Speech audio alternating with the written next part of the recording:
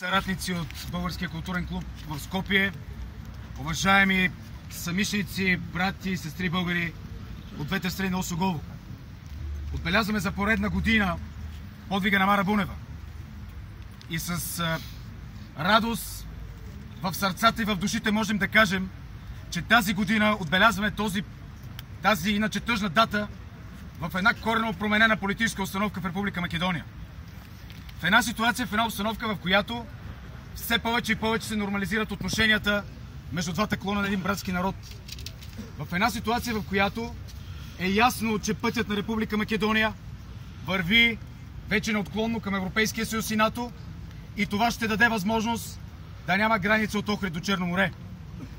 Братя българи от две страни на Осогово, запомняйки и припомняйки си всяка година това, което направи Мара Бунева, именно пожертва живота си. Това е нещо, което не всеки би направил. С ясното съзнание, че ще загине.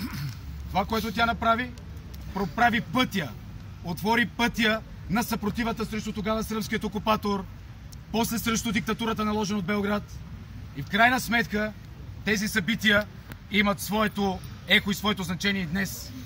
И днес е повече от всякога виждаме разрушаването на една лъжа, на един мит, на една антибългарска идеология, наложена с годините от външни сили извън Скопие, извън София.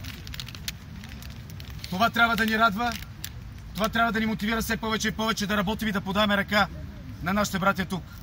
Достойни, нормални, наши съграждани, наши приятели, някои наши роднини. Не забравяйте никога този ден, това поведение. Нека помним: да живее България, да живее Македония! Да живее!